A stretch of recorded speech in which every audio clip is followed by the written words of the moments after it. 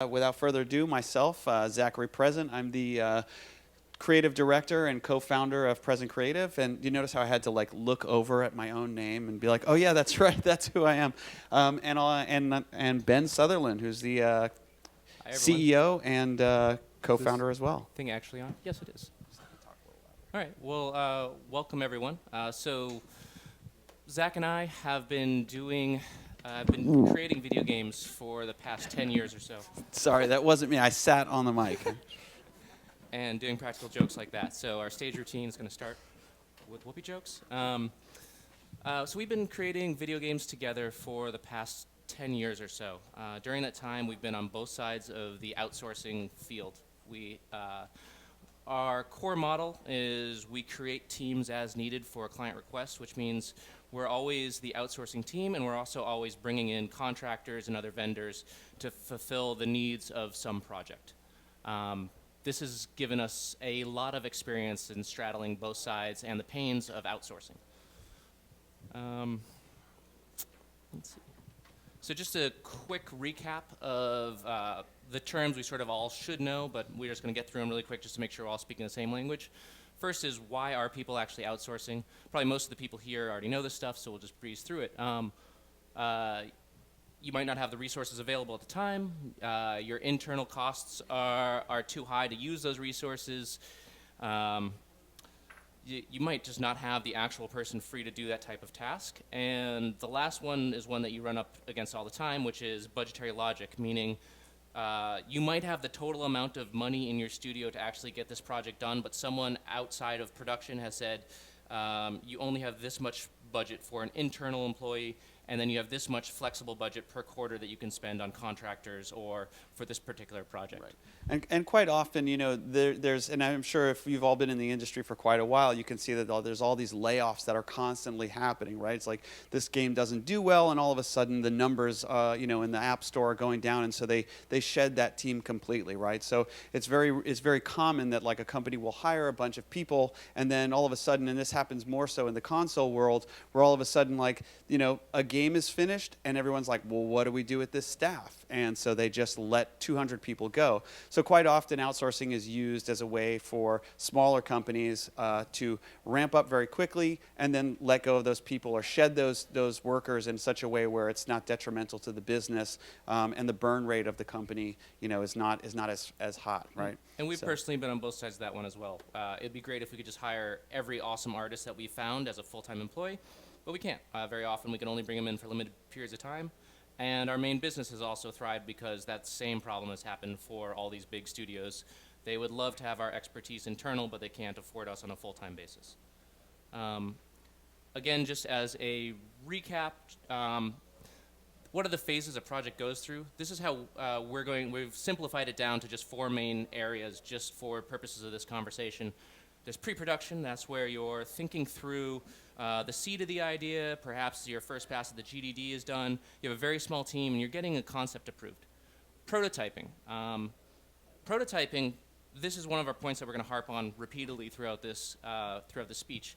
Prototyping to us is figuring out the specs you need in order to actually properly request an asset, or to properly be able to convey a concept and to test out a concept.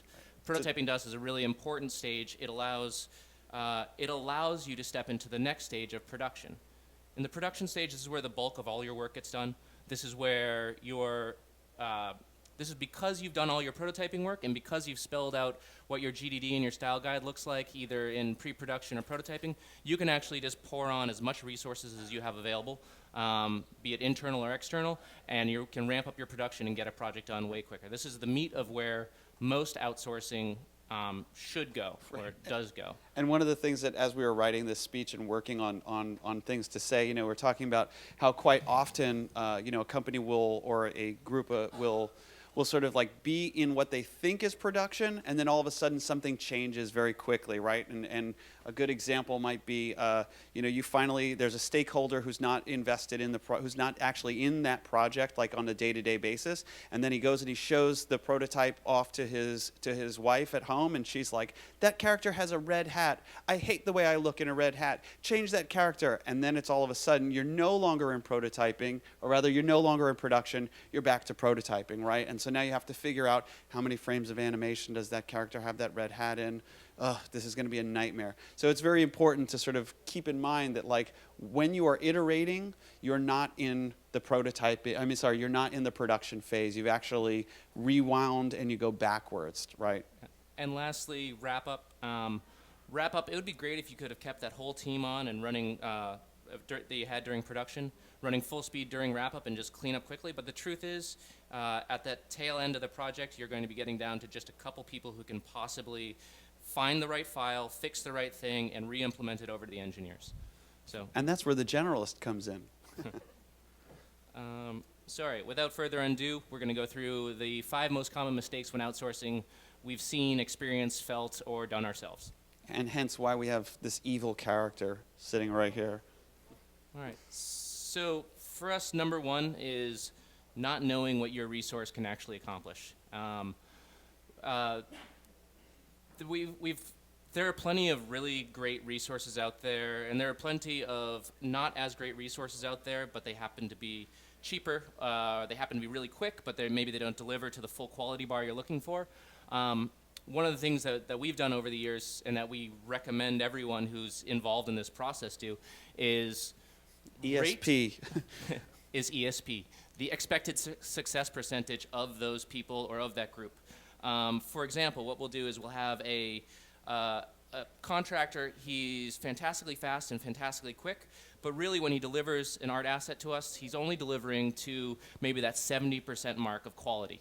Now that's okay, as long as you plan accordingly, as long as you say, okay, the Smith group over here, they can do to about 70%, so I'm going to budget the extra time internally, the extra 30% of time or costs, so I can bring that quality bar up to full 100%. That team might be a totally useful asset for you. The expected success percentage is something that we've used just over and over again to rate people and then to plan accordingly so we can still use those cheaper and quicker assets. Right. So one of the things that's important also to note, while we do this process, we also take those pieces of artwork internally, and let's say, for example, somebody's great at doing armor, right? They're great at their metallics, they're great at cutting elements up properly, but they just can't get the face right. The face always looks awkward. Well, if I know this about a specific contractor, I'll take that piece internal. Either I'll work on it myself, or I'll have one of my lead artists work on it, and then we take that piece and we send it back to the contractor, because I think it's really important that you're showing your vendors or the people that you're working with sort of where your quality bar and standard is. Because in the end, knowing your resource is about long-term relationships. It's about building relationships with these vendors, right? So if this artist or this group of artists starts to see that you care and you're sending things back and saying, you delivered at 70%, this is 100%. I want you to try and get here next time. They inevitably want to do better. They want to keep you as a client. They want to continue to improve themselves artistically. So they're going to try. And as they start to see this come back and forth, it's sort of this sort of mentorship that happens between you and your vendor. You're building this relationship that then you know your resource. You know who you're working with. You know what they can deliver. And this also is true as well on the tech side. So everybody wants to promise the sun, moon, and stars to a new client. They want to say, yes, I can do that. And quite often, it's hard to know whether or not they really can do it. They show their portfolio, but again, you don't always know. So the longer time that you work with any individual contractor, you actually have the opportunity to get to know them and know their true skill set, right? If you want to walk away with one thing from this slide, it's cheaper doesn't mean useless. Cheaper just means limited. There's plenty of things you can still do with a cheaper resource. So the next major problem we come across, to quote Rumsfeld, is the known unknowns. And this is when we're talking about prototyping versus production. Ask yourself, are you still figuring out the type of thing that you're going to request of someone? if you are, you're not in production. You're still prototyping, and you still need to account for that extra time it's going to take or the extra cost it's going to be to figure out those last few steps. Again, it comes down to your ability to clearly describe the task at hand. Are your specs all figured out? And did you describe those specs properly? Right. And there's something, I think the next slide will probably end up showing this, but it's also important to note that let's say you are not in production, but you are in your prototyping phase and you need help there. That's totally fine too. Outsourcing for creative doesn't just necessarily mean that you're only looking for someone to do pipeline production stuff. I need 50 houses, and then all of a sudden, a month later, 50 houses show up, right? Prototyping is also a phase. You just have to, again, know your contractor and be willing to let that person help you through that process, possibly let those different groups help you through the process of prototyping as well. And that means that it may not be as cheap as you thought, but it may help you get to the end goal faster. And just one note, these phases aren't necessarily mutually exclusive. It's just, generally speaking, this is how any one asset or any one request should flow through your project. Hopefully you're not thinking you're in full production mode when you haven't figured out the specs of a prototype. Hopefully you're not in prototyping mode when you haven't figured out how it actually fits into your game in general. By the way, very nice graphs. Like I actually didn't see these until just now. And yeah. Thank you. They get better. Same sort of point to hammer it home. As you slip into the production phase, your cost of that resource should go down, because you should have been able to, at this point, describe the task very thoroughly. You can get lots of bids for that particular task. And with that in mind, there's the ability for that resource to perhaps even be more junior, because everything is so perfectly spelled out for them. Often we've worked on projects where we're asked to break the project up into phases. One is where we're doing the prototyping, and we're either the business is doing that work at a different cost because it's taking higher level thinkers. And once we can quantify each of those given tasks, we're able to then pass that savings on to the client and say, hey, you want to keep working with us because not only did we help you figure this out, but we also are able to sort of move this through the production pipeline because we know it so well, hence because we helped design it with you. Which brings up the next one. Contract structure is one of the main problems we've come across in the years of outsourcing.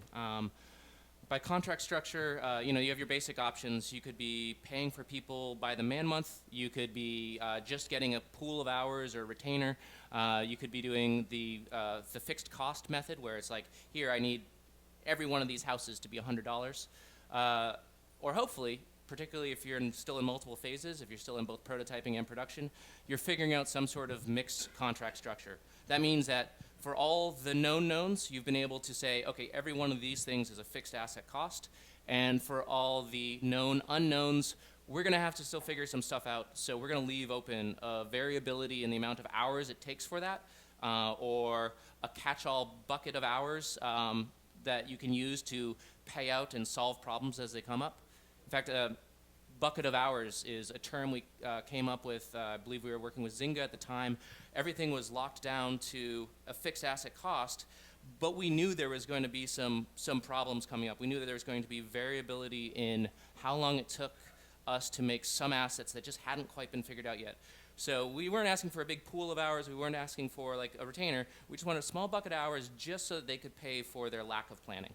So a mixed contract structure like that. If you're going to do anything fixed asset costs and you're not totally sure you're in production, highly recommend it. Now, one thing I want to state though is that it's important to know that if you guys are on the side where you're hiring vendors, right, to do jobs for you, some people are working with companies that have a huge legal department. So just getting an SOW or an MSA together can take a really long time. And oftentimes it's out of your own control, right? So you need a project done right away.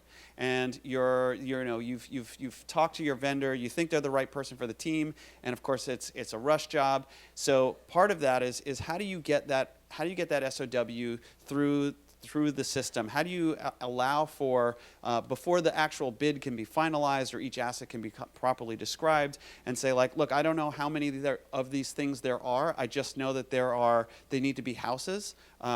So give me a bid for a house, right? And then all of a sudden they say, I think we can get the house done for $100, right? We may say to the client. But then all of a sudden we start getting a cascade of new technical requirements or new information. Well, some of these houses are 4 stories. Some of them are skyscrapers. Some of them are the Taj Mahal. And all of a sudden I'm like, I can't do the Taj Mahal for $100. Like, that's crazy. Like, before you were showing me the sample you're showing me here is a little townhouse, right? So having a flexible structure in your contracting, or at least being able to communicate that there may be these issues coming down to your vendor, can mitigate a lot of problems and allow for, one, just that personal touch that it sometimes takes to move a project through, where the person says, hey, look, I don't know how we're going to figure it out, but we will. We'll do an addendum to this contract, or let's structure this contract in a different way, which allows for more flexibility. So when you know that ahead of time and you can communicate that to your vendor, it also helps. Just a real clear chart. As your complexity, or as your lack of clarity goes up, so if you're still in prototyping mode, your need for flexibility in the contract, your need for some sort of slush fund of money to pay for your problems goes up. The next one is that we see all the time, and we try really, really hard not to do, is poor onboarding. Now, onboarding to us is getting the team, the external team, to understand all the facets of what they're going to be asked to do. So this is in the making of the proper specs, the telling of the deadline, the showing of examples, the showing of the style guide. It's also hopefully giving a small window to that contractor or that vendor into their part in the larger landscape of the project. People will go the extra mile for you if they sort of understand and can feel important in the role of the project that they're playing. And it also has to do with letting them know sort of where they are in the project. Are they supposed to be actually doing a final game asset, or are they supposed to be just making a mock-up that there's very unlikely as anything's ever going to make it into the game? These are all very helpful things, and it will really help the long-term relationship you have with your contractors. We've also seen the problem of not just too little information, but of too much information. And so I made this chart right here to help show. This happens fairly often, where you're giving the deluge, like, way too much information to the contractor. If you give a contractor or a vendor, someone who's responsible for just my only job is making the additional color balloons, the additional color hats, but you give them a 100-page document about their task, they are going to make as much sense of that document as you guys are making of this graph. And you want to sort of be able to sort of, again, mitigate. This is all about mitigating issues and problems. But for example, if you have a document that describes just how to do a hat, and you can break it into several chunks, here's how you do a hat, here's how you do a balloon, here's how you do a house, that allows that the vendor on the other side can then take each documentation and say, hey, artist A, you're going to be working on the balloon, and they don't have to look through this massive document. So it's not just about giving the information. I'm just sort of reiterating a little bit what Ben said, but it's giving the information in a way that's digestible by your vendors, right? So that they're not just sitting there being like, after a while, people just glaze over it, and that's how details get missed. And that's when you start getting things back, and it's like, how come these strokes are 7-point? Like, I told specifically in this document that they should be 4-point. And then you realize, 25 pages into the documentation, that's where it says on one little line, strokes should be 5-point, right, or 4 points. And so it's that type of information, is calling out the key information in ways that's digestible by the teams that you're working with. If you can't describe the task clearly, you should have an internal team to be doing that task. That way you can walk over their desk, recorrect what they're doing, and iterate for a while. And this also just, again, is if you have an internal team and you want to be able to sort of pick things up where your vendor left off, that's also really important to make sure that that's in those instructions as well. So quite often, I'll get something back from an artist. Generally, there's someone that's new, and I'm like, I said smart objects. You've collapsed everything. Right? And so all of a sudden, that just means my night that was going to be like hanging out with the kids and doing the family, it means that I'm now up until 3 in the morning fixing this file that could have been done in a 15-minute change. So making sure that those sort of details are very described so that your internal people can absorb what's coming in from the vendor, they can adjust it, they can fix it, and then send it back out to your client in such a way where there's less time needed, right? And hopefully your documentation can clearly describe that process. We definitely rate tasks that come through the studio with a sense of, if that task takes as long to describe as it would just to do it, then that task should probably be an internal task. The last one that we have that we see all the time, and that I bet you everyone in this room has seen far too often, is rush jobs. Part of that is the nature of being the outsourcing team. You're most likely you have to outsource because you didn't start early enough to just have your internal resource do it. So perhaps it's a little tilted. We see it more often because of what we do, but we really do find it as one of the biggest problems. And when trying to think through, since we've been talking about how to mitigate any one of these problems, what is the way to deal with the rush job problem? Well, we kind of realized that the only way to deal with a rush job is to make sure that you had all 4 of your other steps in place properly. You need to know your resource really well and what they're going to be able to deliver for you. You need to make sure that you're actually out of prototyping and into production phase. You need to make sure that if there are loose ends, your contract is flexible enough to be able to handle paying for those loose ends. And you need to make sure that as you're spinning these people up, and every day matters, particularly if you have an overseas team or if you are the overseas team, that the onboarding, so that the people running the tasks don't ever know exactly what to do and don't have that pause and that gap that happens when dealing with time zones. And it doesn't help, again, to have a little extra money to deal with those problems. Right, and even though like a rush job and throwing more money at a problem doesn't necessarily mean it's going to solve that problem, but it definitely helps, right? When people feel well compensated for the work that they're doing, especially if you're saying, hey, I know that this task should take 90 hours, we only have 30 hours to do it. One of the solutions that can happen is, if you give me more money, right? What I can do is I can bring more people onto the project. I can put more warm bodies on the project to get it done in time. Or I can pay for overtime. Or I can pay for overtime for those certain people. So, everybody wants, fast, cheap, and good. And you often hear like, "We'll pick 2," right? Is often the expression that you hear. Money is one of those things that can solve all those problems, right? Because you can get it done fast. You might not be able to get it done cheap. Actually, now that I'm thinking about it, you won't get it done cheap, but you will at least get it done well, right? So, yeah. And that's actually the conclusion of our talk. It really brings it back to the first 4 points of how to deal and mitigate with the problems of outsourcing. Okay, so now I'm going to step over here and I'm going to say, does anybody have any questions for the speakers? Thank you. Hi. How do you see your process differing between more complex social games or mid-core games versus doing a slot game? Well, and how do you deal with that? Like what phases of I'm sure you handle all the phases of production, but would you even break it up and outsource it? well, in dealing with a standard slot game, be it on the casual side or the real money brick and mortar side, usually you're going into it with a set of known knowns. Chances are there's 12 symbols, there's a background, there's a mini game if you're in this industry, or a bonus game or a free spin mode if you're in that industry. So there's a whole set of rules that you can already guess are going to be involved. There is going to be the problem of the different technology that they're using. Chances are you have a lockdown server. If it's a brick and mortar slot machine, then you're running just a totally local machine. So there's actually a lot of freedom in that.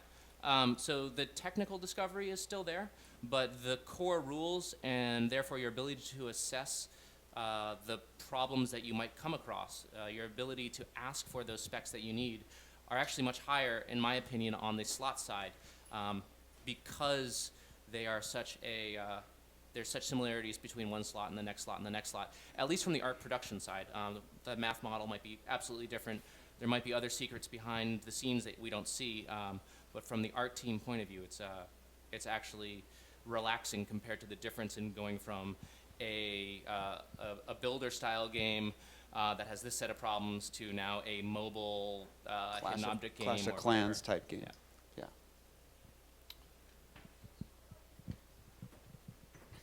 Here, you can use my mic. Thank you very much. Is there any difference outsourcing art for European and American market and, for example, Asian market? So I mean, like faces or... No, I wouldn't say that there's a difference in our treatment of phases or in how to break down the I think you projects. said faces. Yeah.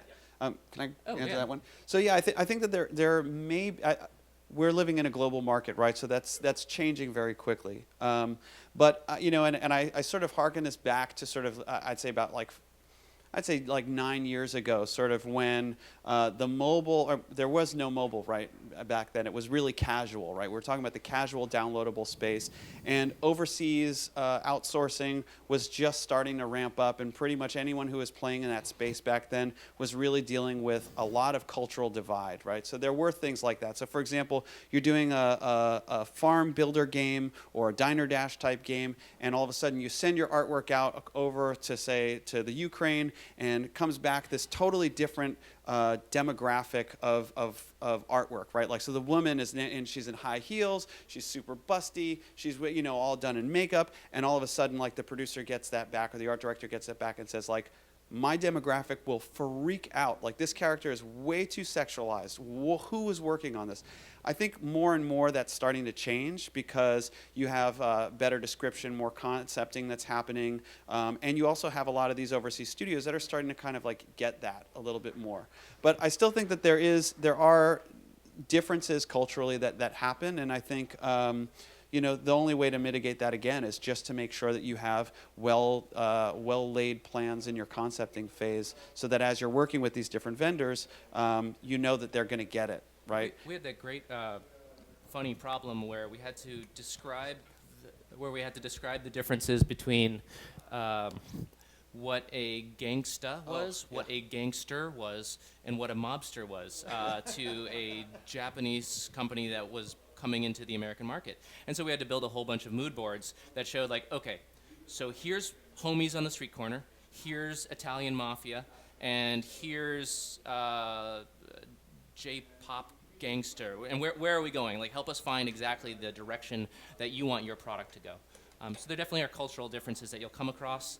And hopefully there's a style guide or Right. at least a set of mood boards that Yeah, gets you there. and actually that's just to iterate again on that. Like, there is now, you see a lot of companies who are developers in China, right? And they want to get into the Eastern market or vice versa, or the Western market and vice versa. So that's happening. So I think it does take like a very clear-headed team to be able to sort of describe the cultural differences and say, like, look, you know, that's never going to work over here. Like, we don't have that here. We don't have that type of car over here. So it's just going to be a funny car here, but you're really trying to show me, you know, a hot rod, or you're trying to show me a classic car, but we don't have those cars. So yeah, I mean, you do run into those issues as well.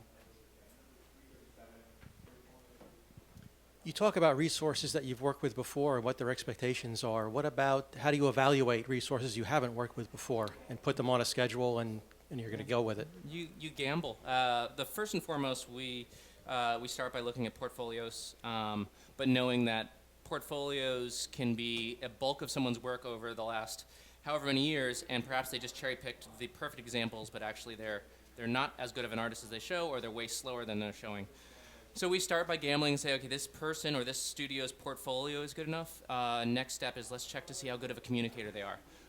Because if you don't have a fast communication, if you don't have someone who's going to be responsible to respond by email quickly or Skype quickly, whatever your method is going to be, no matter how good they aren't worth working with. Right. And I would say is you are gambling, so you don't bet the farm, right? Yeah. You sort of phase in these new groups as you can, right? So you start with a trusted group first, and then you kind of give a couple of the assets to a secondary group. I know that a lot of the practices at EA is on projects that we've worked on, we've been like their #1 preferred vendor for this specific title, and I'm saying, like, okay, well, why don't you give us all the levels or all the characters? And they're like, it's our policy to have 2 teams just in case something goes wrong. So I would say you just want to be very cautious as you do that, right? Because you don't know whether someone's going to fail or not, but you just want to sort of take baby steps into phasing them in. We'll also sacrifice a few hours on a lot of projects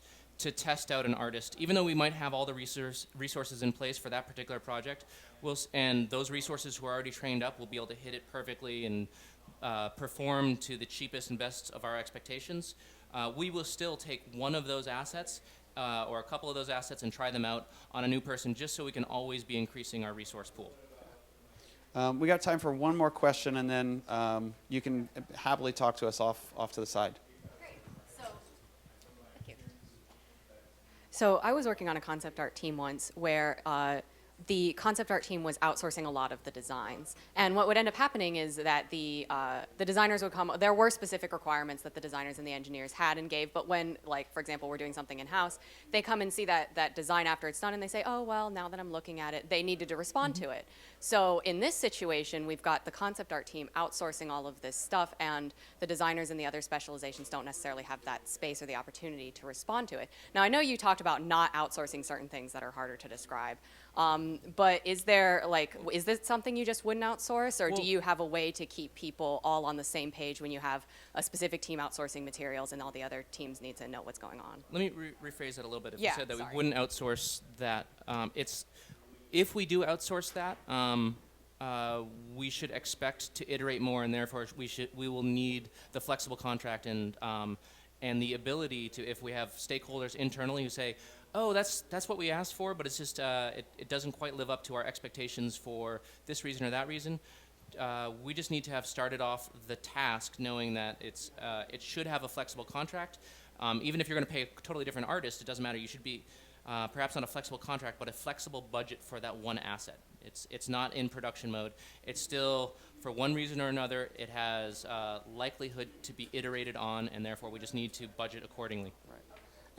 And just to iterate on that, I think it's important, like, again, going back to the first phase of knowing your contractor. Well, if you know that you have a technically difficult task at hand, you really sort of need to vet those vendors in such a way where it's like, this team knows what they're talking about. Like, when I get on the phone with them or I talk with them over Skype, they really sound educated in how to deal with Unity particle systems. And a lot of it, you have to also be careful because buzzwords fly around. So people sound like they know what they're talking about, and oftentimes they're just winging it because everybody, like, again, I said, wants to promise you the sun, moon, and stars. So really, though, it's like understanding the capabilities of your team and knowing that, like, hey, this is a very difficult task.